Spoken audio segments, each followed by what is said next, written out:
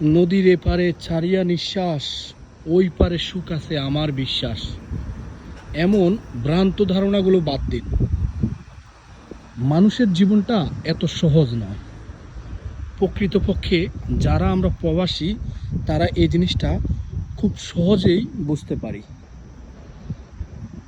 বিশেষ করে জাপানে যারা স্টুডেন্ট তারা বুঝে জীবনের মানে কি,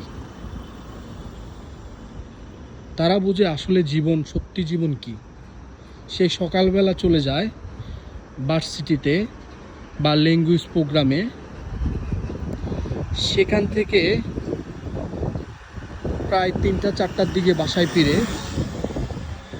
বাসায় ফেরার পর আবারও ফ্রেশ হয়ে খাওয়া দাওয়া করে আবার জবে চলে যেতে হয়।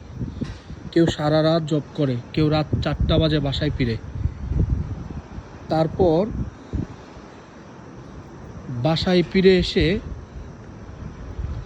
সকালবেলা আর ঘুমানো হয় না, সেখান থেকে চলে যেতে হয় আবার ভার্সিটিতে, আবার তার পড়াশোনা। এমন করে জীবন চলছে তাদের। সেখানে রান্না বান্নাটাও নিজে করতে হয়, নিজের জামা কাপড় থেকে বাসার কাজগুলো সব নিজেকেই করতে হয়।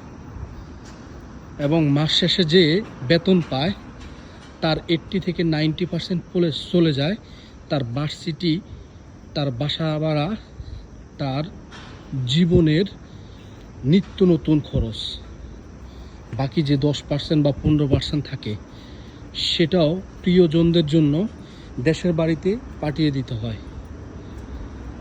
তাই জীবন যতটা সহজ মনে করেন, জীবনের মানেটা এত সহজ নয়।